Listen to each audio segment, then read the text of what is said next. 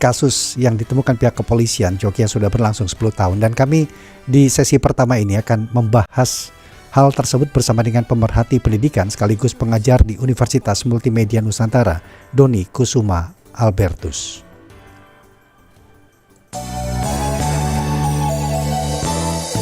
Wawancara Pro 3. Pak Doni, selamat pagi. Selamat pagi Mas Rudi, selamat pagi pendengar RRI dimanapun Anda berada. Semoga semuanya sehat ya. Amin, amin.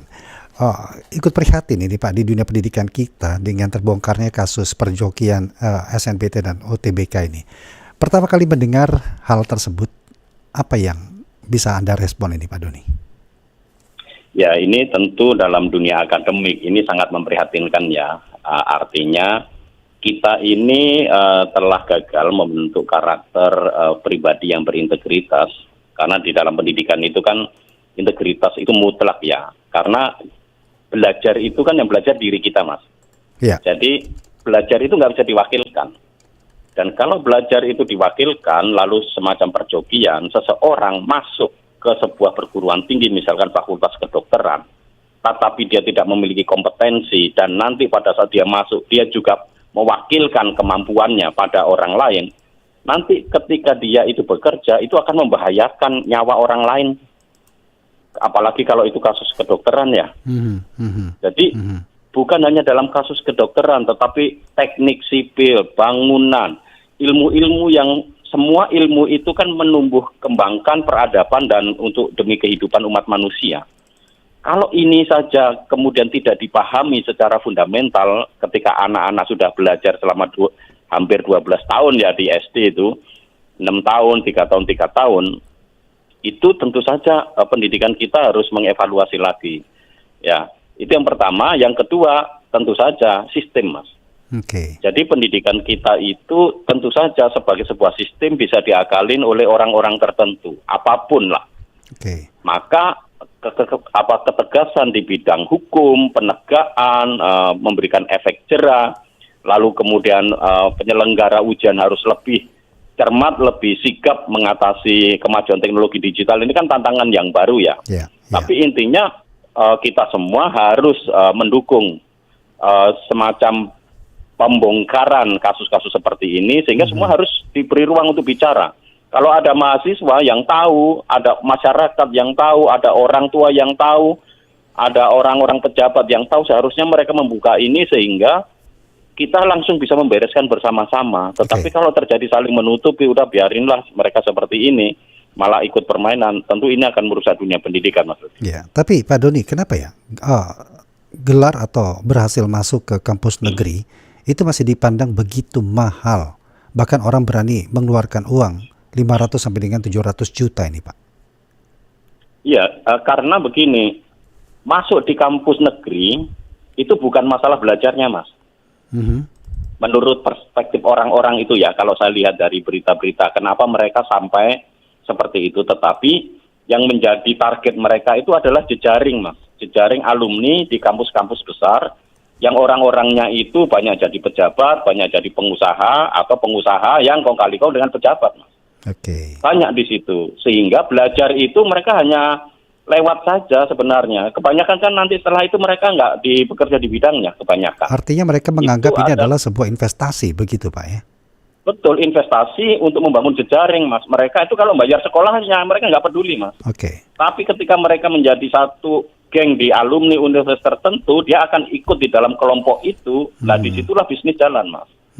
Karena ikatan alumni itu sangat kuat gitu. Atau bagaimana dengan pemikiran lain bahwa kasus ini membuktikan pendidikan kita itu lebih mementingkan hasil akhir daripada proses Pak? Sebenarnya tentu saja pendidikan itu kan hasil akhir, dan hasil akhir itu proses penilaiannya kan beda-beda ya Mas ya. Jadi kalau kita mau ngecek pendidikan itu berkualitas atau tidak, pertanyaannya kan apakah itu dinilai dari IP-nya yang kan di kampus tinggi ya kan, atau ketika anak ini kuliah bersekolah nanti dia akan bekerja. Kalau dia targetnya saya mau bekerja, saya mau jadi pejabat, saya mau jadi pengusaha, saya punya jejaring. Lah itu kan bagian dari proses pendidikan sebenarnya. Itu kan Tetapi nggak mungkin pemikiran dari seorang anak, Pak. Itu apalagi mengeluarkan uang yang sedemikian besarnya. ya anak nggak seperti itu, tapi orang tuanya, Mas. Kan Orang yang ngeluarin tuanya. duit orang tuanya, Mas. Oke. Orang tuanya ingin anak-anaknya itu kan berhasil, maka dia mau membiayai apapun. Makanya ini ada kesalahan sistem menurut saya. Kenapa? Karena itu membayar, sogok menyogok, manipulasi itu sejak dimulai dari SD, Mas. Dari SD. Artinya orang tua menjadi SD. salah satu faktor utama anak didik tersebut menggunakan jasa joki tadi nih, Pak. Betul. Jadi pada saat SD mereka sudah masuk SD favorit, Mas. Oke. Iya kan? Lalu Iya, SD favorit mereka akan masuk ke SMP favorit. Iya. Dan itu pun juga bayar lagi. Iya. Ketika SMP ke SMA favorit dia bayar lagi. Iya. Kenapa masuknya SMA favorit? Karena SMA favorit itu nanti sistem itu akan membuat anak-anak ini bisa masuk ke PTN favorit. Kalau mereka nggak bisa bayar PTN-nya, mereka kalau bisa bayar, mereka masuk mandiri, Mas. Bayar duit gitu. Iya. Tapi kalau enggak, mereka ya bayar joki. Kalau memang Gitu. dari pendidikan dasar sudah dimulai seperti itu, Pak Doni, artinya pendidikan kita atau sekolah kita gagal dong ya menanamkan kejujuran pada siswa, terutama ketika Iya, menghadapi hal seperti ini. Ini masalah Betul. yang Jadi sangat besar saya sekali berarti mengatakan ini. ini bukan betul besar sekali, Mas. Iya. Karena ini bukan masalah oknum ya. Karena banyak sekali, Mas. Coba PPDB ya, sebenarnya sistem zonasi itu udah benar, Mas. Ya. Tetapi orang-orang tua yang bisa bayar itu, yang ngakunya anak berprestasi, itu kemudian merasa oh ini nggak adil gini. Maka maksalah orang tua memaksa pemerintah untuk membuka jalur prestasi. Yang jalur prestasinya itu ditentukan sewenang-wenang oleh sekolah gitu. Maka ketika pemerintah buat jalur prestasi dengan TKA, tes kompetensi akademik, banyak yang protes kan, karena mereka takut diuji objektivitasnya. Gitu. Kalau dengan TKA kan objek pemerintah yang mengadakan. Kalau hanya lomba-lomba dan lain-lain, orang tua bisa bayar, Mas. Lomba-lomba internasional, prestasi internasional itu sebenarnya intinya siapa yang punya duit dia bisa beli itu, Mas. Saya udah ngamatin itu. Bahkan lomba-lomba yang dikurasi oleh kementerian pun yang mengatakan olimpiade dan lain-lain itu semua tergantung siapa kuat bayar, Mas. Ya, ya. Sekolah yang bisa bayar dia minimal itu dapat juara 3, Mas. Ya. Ketika diundang lalu kemudian anak diseleksi, itu semuanya pasti dapat juara itu, Mas. Oke. Jadi namanya Olimpiade Internasional tapi juara 3, Mas. Gitu. Jadi itu udah bisnis semua, Mas. Iya, gitu. iya. Makanya saya manajemen talenta di kementerian pun juga harus diubah. Caranya nggak kayak gini, nggak harus objektif dan independen gitu loh. Jangan asal mereka dikurasi oleh kementerian, lalu kemudian mereka bisa mematok dengan harga yang seperti itu, jadinya mahal. Oke. Gitu loh. Jadi anak-anak yang berprestasi nggak akan bisa masuk karena nggak punya uang. Ya, jadi bukan lagi masalah masuk kampus favorit itu beban mental yang tidak sehat bagi anak muda, tetapi ada tujuan yang berbeda di situ. Itu yang pandangan Anda, Pak Doni ya? Iya betul, tujuannya berbeda. Jadi mereka itu pengen nanti membangun jejaring, Ya. punya reputasi bahwa saya di kampus yang hebat, lalu kemudian ya belajarnya itu asal-asalan aja, yang penting lulus gitu kan. Kalau bisa lulus, tapi beberapa kampus sekarang itu kalau memang nggak bisa ya langsung tegas gitu. Makanya ini kan harus ada sistem, Mas. Orang-orang seperti ini kalau dia manipulasi di tahun-tahun pertama itu mereka pasti akan berhenti, Mas, karena nilainya jelek. Ya. Tapi masalahnya kan sekarang sistem di kampus kita itu dosen nggak boleh kasih nilai jelek, Mas. Jadi ada Karena perjanjian nanti dari awal mempengaruhi. tadi ya? Iya, jadi manipulasinya udah gitu. Ada nilai-nilai tertentu yang dosen itu dilarang kasih nilai jelek ke mahasiswanya gitu. Kan aneh itu. Karena itu menjadi indikator kriteria utama, Mas, untuk berapa mahasiswa yang lulus, berapa yang mahasiswa yang tidak lulus gitu. Itu nanti menjadi kualitas kampus. Ya. Gitu loh. Jadi seolah-olah kalau kampus meluluskan semua mahasiswa itu kampus berkualitas. Ya itu kan nggak benar. Oke. Sudah Indikator seperti apa berarti kualitas kondisi kong kali kong yang terjadi nih kalau dari pengetahuan Anda, pemahaman Anda ini selama ini, Pak Doni? Ya, menurut saya sudah sangat masif ya, dan ini hanya bisa diretas dengan sebuah sistem, yaitu sistem yang objektif, Mas. Contohnya misalkan nih jalur tulisnya diperbanyak, Mas. Jalur prestasi, jalur mandiri itu menurut saya cuma 5% aja. Karena anak-anak jenius, anak-anak yang pintar kan cuma 5%, Mas, dalam kurva normal ya, statistik. Ya. Terus orang-orang yang punya kekuatan lebih, duitnya kaya, tetapi kemudian kemampuannya pas-pasan, ya sudahlah dikasih 5% untuk nyumbang-nyumbang kampus itu kan. Tapi ini UTBK Lalu loh, Pak. Berdasarkan tes iya, tulis. UTBK. Iya, UTBK. Artinya pertanyaan saya justru apakah UTBK itu masih ternyata membuka celah, memicu celah kecurangan kalau begitu? Iya Mas, karena kan cuma sedikit Mas kuotanya Mas, cuma 40% Mas. 40%. Oke. Iya. Kalau misalkan itu dibuka 90%, kan banyak kan yang berhasil, banyak orang berlomba-lomba. Masalah kecurangan itu kan masalah perlombaan antara teknologi dan panitia Mas, dan itu nggak akan berhenti Mas, selalu akan ada itu ya. Tetapi ketika kuotanya diperbanyak dan lain-lain, mereka kan akan merasa nyaman, saya masih akan tetap bisa sukses itu. Tetapi kalau supply and demand-nya semakin sedikit, persaingannya ketat, ya manipulasi gitu. Bahwa bahkan saya yakin kalau 90% pun UTBK dikasih kuota, itu kecurangan masih tetap ada Mas gitu. Tapi itu yang terjadi Mas. Itu merata itu akan atau mengurangi. hampir pasti atau bahkan mungkin potensi ada terjadi di kampus-kampus negeri lainnya? Iya pasti. Karena apa? Karena orang itu kan ada yang malas Mas. Iya. Ada orang malas, mau enaknya sendiri, itu karakter manusia itu, udah ada kayak gitu itu. Maka pendidikan itu kan sebuah sistem Mas. Jadi sistem sosial yang dibangun untuk membentuk individu itu supaya yang malas itu jadi nggak malas gitu kan. Katakanlah maka panitia dan sistem harus bagus. Iya, ada seseorang yang betul-betul mengandalkan integritas dia untuk masuk ke kampus negeri, Pak. Apakah nanti ke depannya dengan terkuaknya kasus-kasus seperti ini akan menurunkan tingkat kepercayaan masyarakat kita terhadap marwah kampus negeri di Indonesia? Iya pasti karena kampus ini meluluskan orang-orang yang tidak kompeten Mas. Gitu. Meluluskan orang-orang yang tidak kompeten. Orang-orang yang tidak kompeten atau menerima orang-orang yang tidak punya hak. Jadi kan ini pelanggaran sosial tuh, ini masalah ketidakadilan. Gitu. Makanya ada banyak cara Mas untuk mengatasinya. Oke, kalau misalkan nih manipulasi selalu akan ada, maka kampusnya harus berbenah. Kalau anak memang tidak perform ya sudah di kick out gitu. Jangan kemudian malah sistemnya membuat semua yang semakin banyak lulus berarti universitasnya bagus, nggak gitu. Belum lagi SMA-nya semakin banyak ke kampus negeri kan itu juga mengharumkan nama SMA itu sendiri, Pak. Iya. Makanya di SMA itu Mas, mereka yang prestasi itu nilainya kan di-upgrade semua Mas. Gitu. Makanya Pak Muti selalu mengatakan ada kayak istilahnya katrol nilai itu masif di sekolah-sekolah negeri karena selama ini mereka itu menerima anak-anak bisa diterima di perguruan tinggi negeri karena target orang tua kan seperti itu kan, mereka masuk sekolah favorit. Berarti bisa ditelusuri dong Pak ya, siapa saja ini yang terlibat atau mahasiswa yang mengambil jalur sukses instan ini ya? Bisa. Kalau mereka itu tidak ketahuan ya pada saat proses awal, nanti di dalam proses pembelajaran akan ketahuan Mas. Iya. Kalau ketahuan apa yang harus dilakukan pihak kampus? Ya kampus harus jelas buat kriteria anak yang lulus itu kriteria objektifnya seperti apa sehingga nggak bisa manipulasi nilai. Dosen nggak bisa dipaksa anak yang nggak perform dinaikkan supaya perform gitu. Kalau ini terutama ya di kedokteran, di hukum, wah itu akan rusak ketahanan bangsa kita Mas. Hukum kita rusak diisi oleh orang-orang yang mentalnya maling ya kan. Kesehatan kita rusak diisi orang-orang yang tidak kompeten, banyak malpraktik. Kesehatan bangsa akan rusak caranya seperti ini. Cara memutus mata rantai mental seperti itu gimana Pak Doni? Ya sejak dari SD harus dilatih. Maka pendidikan dasar itu harus mengajak anak untuk mandiri. Dia harus bangga dengan hasilnya. Dan pendidikan di tingkat dasar itu jangan mengadili anak kalau nilainya jelek nggak usah dibilang jelek gini-gini, enggak. Prosesnya itu anak harus, kamu sudah bisa sekarang, kemarin kamu seperti ini, oke bagus gitu. Nggak usah diperbanding-bandingkan sistem itu, yang pertama. Yang kedua, biarkan anak bekerja, belajar sesuai dengan minat bakatnya. Dan itu harus ditumbuhkan sejak SD. Karena kan nggak semua anak pengen masuk perguruan tinggi negeri, Mas. Ada yang jadi wirausaha, nggak perlu ke kampus negeri.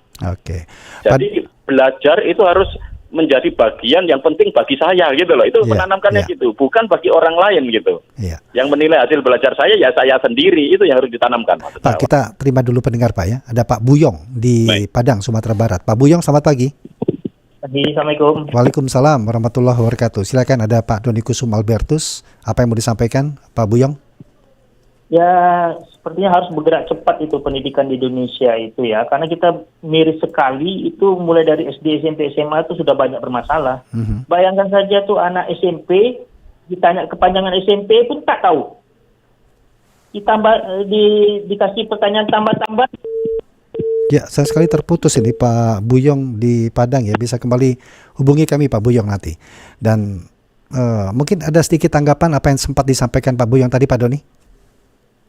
Iya, memang kualitas hasil belajar itu sangat memprihatinkan ya Mas ya. Ini yang terjadi karena apa ya, manipulasi nilai itu Mas. Anak yang nggak kompeten dinilai sesuai dengan nilai yang kompeten gitu kan. Makanya kita nggak akan bisa menemukan jalan kalau dari sekolahnya udah manipulasi. Anak sampai SMP nggak bisa membaca dan nggak ketahuan, itu kan nggak benar itu Mas. Ada sistem yang nggak benar. Maka kita harus bangun sistem yang baik dan benar untuk memperbaiki ini. Kalau ini nggak diperbaiki, atas-atasnya itu akan tetap manipulatif Mas. Oke. Tapi lebih baik yang mana Pak? Pelajar atau mahasiswa yang tidak pintar-pintar amat tapi dia jujur, atau mahasiswa yang sangat pintar tapi ternyata melalui jalur-jalur seperti ini? Gimana nih? Iya, saya sih punya pendapat ya. Mahasiswa atau pelajar yang baik itu tentu dia memiliki kecerdasan Mas. Saya tidak mempertentangkan antara sikap jujur dan integritas dengan kecerdasan, karena itu nggak perlu dipertentangkan Mas. Kalau milih, saya nggak milih alternatif itu Mas, karena ada alternatif ketiga. Kita bisa membentuk pembelajar itu yang cerdas sekaligus berintegritas Mas. Mahasiswa harusnya ya punya kemampuan keutamaan akademik yang tinggi dong, cerdas, bagus, sehingga dia bisa menyelesaikan gitu. Jadi saya tidak punya paradigma mempertentangkan antara kecerdasan dan integritas Mas. Itu harusnya jadi satu. Ya, itu sudah melekat Pak ya. Ketika dia duduk di bangku kuliah, hal-hal tersebut harus mereka dapatkan, harus mereka jalani dan harus mereka miliki nantinya. Ya, sudah tersambung kembali. Gitu. Iya. Kalau cerdas tapi nggak berintegritas, itu berarti dia nggak cerdas Mas. Iya. Itu intinya. Menarik ini. Oke, sudah ada lagi nih Pak Buyong yang tadi sempat terputus. Pak Buyong, selamat pagi Pak. Silakan dilanjutkan. Selamat pagi ya. Jadi saya cukup miris sekali, itu seharusnya dihapuskan aja sistem adanya nilai standar sekolah atau SMP SMA itu, sehingga semua kepala sekolah terbebani harus meluluskan semua murid-muridnya. Yang goblok mau yang sama saja harus lulus. Nah kan ini kan salah ini. Kalau memang tidak berprestasi ataupun tidak mampu ya tinggal kelas. Ini sangat berat sekali sih kondisinya sekarang. Mohon itu pendidikan Indonesia dievaluasi kembali, kayaknya lebih bagus zaman dulu daripada zaman sekarang. Terima kasih. Terima kasih Pak Buyong. Silakan, mungkin ada tambahan untuk menanggapi lagi membandingkan kualitas pendidikan kita sekarang dan zaman dulu nih, Pak Doni. Iya, sebenarnya yang disampaikan Pak Buyong itu seperti tadi saya bilang Mas, ada kebijakan namanya kriteria ketuntasan minimal. Nah, KKM itu harusnya dikaitkan dengan proses remedial, tetapi oleh sekolah seluruh Indonesia hampir ketika katanya KKM itu dianggap sebagai nilai minimal dalam rapot Mas, gitu. Sehingga ketika ada sistem seleksi masuk perguruan tinggi berbasis nilai rapot, maka rapotnya itu dinaikkan semua, KKM-nya 90, 95, sehingga anak-anak SMA negeri itu ya pinter nggak pinter semuanya bisa minimal 90. Itu kan nggak masuk akal sistem pendidikan seperti ini ya. Kita pura-pura menganggap siswa kita berhasil, padahal tidak. Sehingga hasilnya ya jebol nanti di dunia nyata gitu. Kalau yang dulu dengan sekarang tentu beda ya. Dulu tentu saja tetap ada sama lah manipulasi. Zaman saya sekolah juga ada yang mencontek dan lain-lain. Tetapi tidak semasif sekarang ini sistemnya gitu. Kalau dulu yang contek itu kan hanya beberapa oknum. Tapi hampir sebagian besar itu jujur gitu.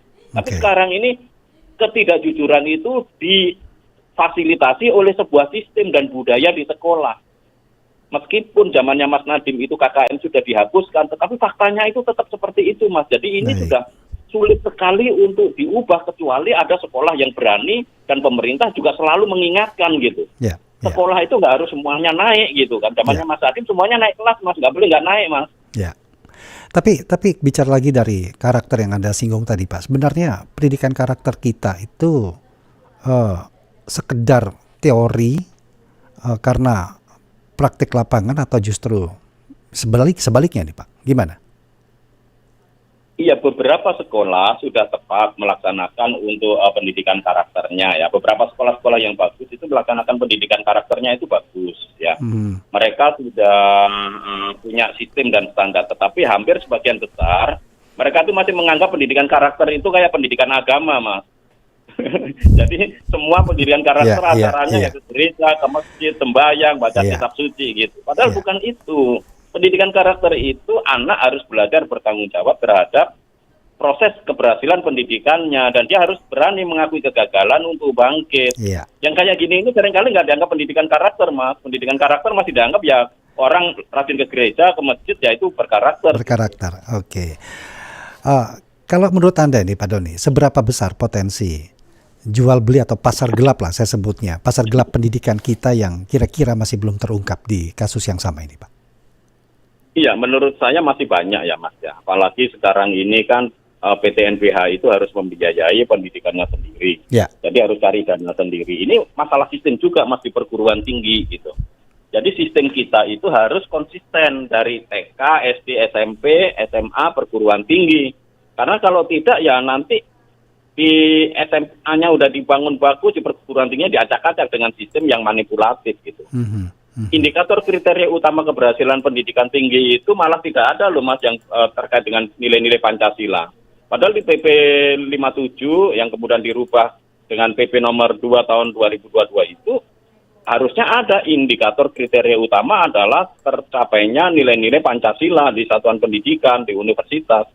Tapi mana? Kan nggak ada. Yang ada adalah pertukaran pelajar, lalu kemudian jumlah yang lulusan, seperti itu Mas. Baik. Jumlah dosen, jumlah profesor. Emang jumlah dosen dan jumlah profesor semakin banyak, semakin berkualitas pendidikannya kan tidak. Belum tentu. Nggak ada kaitan langsung Mas gitu. Baik. Baik Pak Doni Kusuma Albertus, terima kasih banyak Pak untuk waktunya sudah berbincang bersama Pro 3 RRI pagi hari ini. Ya, mudah-mudahan nanti kami Sama-sama, Mas Rudi. ada Terima manfaat kasih. besar Selamat yang telah pagi kita untuk perbincangkan para pagi hari ini, Pak. RRI. Ya, baik. Salam Semoga sehat, semuanya selalu selamat pagi. Terima kasih, Tuhan memberkati. Demikian tadi pemerhati pendidikan sekaligus pengajar di Universitas Multimedia Nusantara, Doni Kusuma Albertus. Wawancara Pro 3.